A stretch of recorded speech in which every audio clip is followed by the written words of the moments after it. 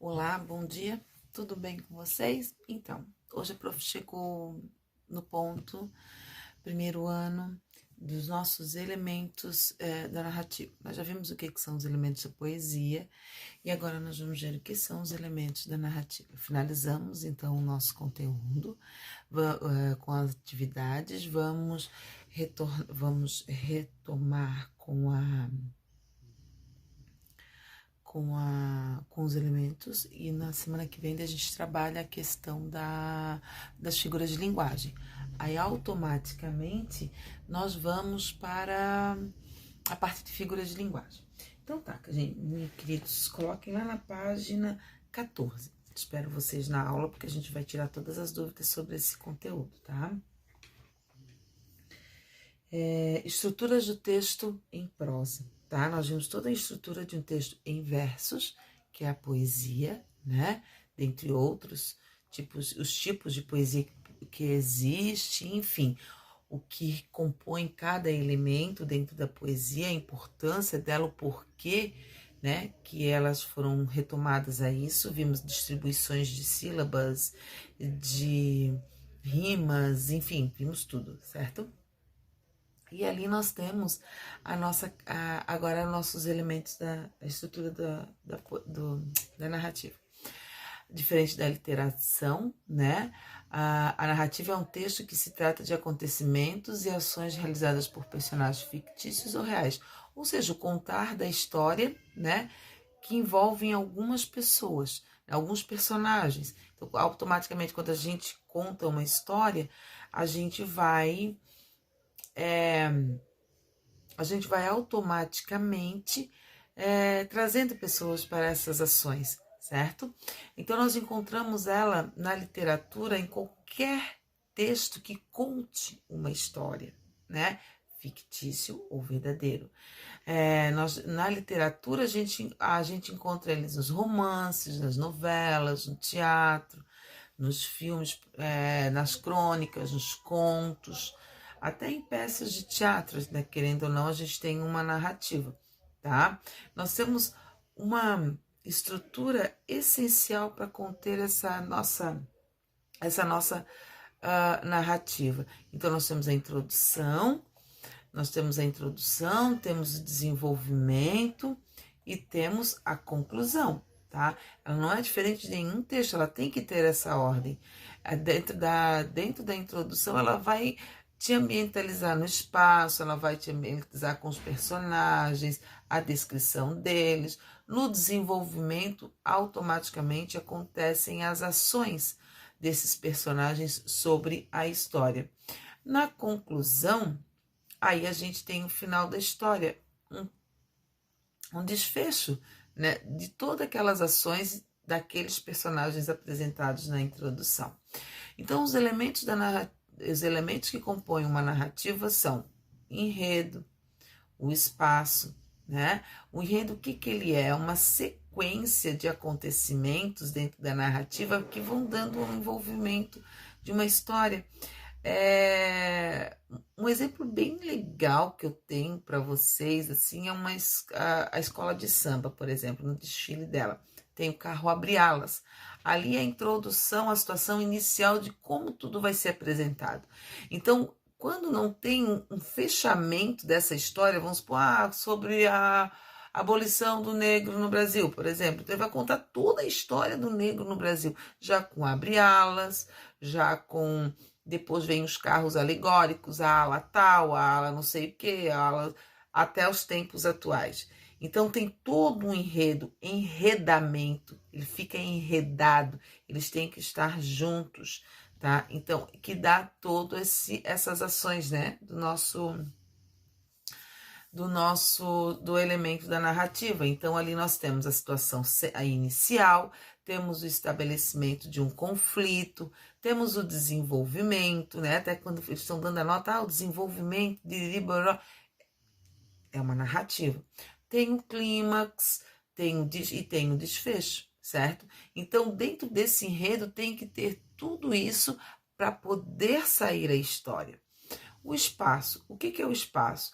O espaço, ele é onde acontece a narrativa.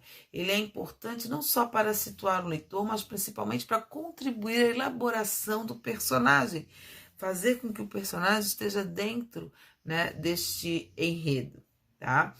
Afinal, o espaço onde as pessoas, mesmo fictícias, vivem, interfere na sua aparência, vestimenta, costumes, oportunidades, atividades e até mesmo a sua personalidade.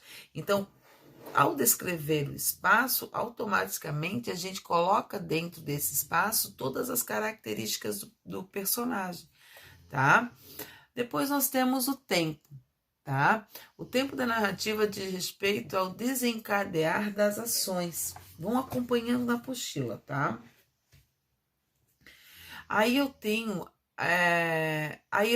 cronológico, né? Que são as passagens relacionadas a meses, horas, dias, né? Ele tem assim um segmento, ele é progressivo, tá? Como tem um progresso de tempo. Depois eu tenho o psicológico. Psicológico é quando eu faço as lembranças, quando eu faço um flashback, um outback, né? Alguma coisa do futuro, alguma coisa presente do passado, alguma lembrança, tá? Então, isso nós falamos de tempo psicológico. Machado de Assis é um grande cara que faz esse tempo psicológico, quando ele costuma colocar lá para os seus personagens, ele faz toda uma... Ele desde a infância, né, para poder justificar o seu personagem até a hora da narrativa, né? Então, até a hora do momento da narrativa, até onde chega ali, que é bárbaro, né, Machado de Assis. Então, ele consegue ligar as duas pontas, o passado com o presente, né? Então, ele liga, porque ele faz todo o apanhado para depois chegar onde ele quer chegar, tá?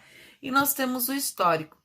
Na apostila, ele diz, a gente não menciona muito, que a gente já fala do tempo cronológico mesmo, tá? Mas o histórico é quando a gente menciona a época, né? Machado de Assis também gosta de fazer isso. Já era o 1900 e ploc, não sei o quê, né? E começa a contar a história dele. Então, quando o imperador... Então, ele conta a situação histórica, o acontecimento histórico do momento da narrativa que ele criou aquele personagem, tá? Depois nós temos a ação, que envolve tudo que as personagens fazem na narrativa. Inclui não só os movimentos, mas também que falam e pensam no decorrer da história. Nós temos os tipos de narrador, tá? Nós temos 3 tipos de narradores, né? Perdão. O narrador observador é aquele que fica em terceira pessoa, né? Ele só observa, ele conta aquilo que ele vê, geralmente é traçado pela terceira pessoa, né, do verbo, enfim, pela terminação do verbo em terceira pessoa, e ele se torna um observador, ele só fala aquilo que ele vê, tá? Depois nós temos o narrador personagem, que ele participa da história, né? Ele, além de estar observando, ele também participa da história. E depois nós temos o narrador onisciente. O que é um narrador onisciente? Além de ele conhecer o personagem externamente, ele conhece ele internamente, ele sabe tudo o que está acontecendo dentro daquela história, da narrativa, tá? Tipos de personagem. Nós temos os protagonistas, né, que são aqueles que ocupam o lugar principal da história, os antagonistas, que geralmente eles que vão alimentar o conflito, né, eles que vão dar aquela briguinha, né, porque ele se torna o malvado da história, né, e os secundários são os personagens, os outros, né, que se envolvem junto com o personagem principal e que vão dar decorrência ao nosso enredo, tá? Então, eu queria que vocês também colocassem lá na apostila, na página 15, quando eu tô falando de tempo, que fala de tempo linear e do tempo não linear. O tempo linear é quando ele vem essa sequência, né? Hoje, amanhã, depois, depois, depois. O não linear é quando ele bagunça tudo. Eu não falo só de um tempo regular, mas ele muda a qualquer momento de uma lembrança de infância, por exemplo. Isso é uma história não linear, tá? Um tempo não linear. Gente, então, espero vocês lá na escola. Por enquanto é só. Espero vocês lá na nossa aulinha virtual para fazer as atividades juntos e tirar quaisquer dúvidas. Tá certo? Beijinho para vocês e até mais.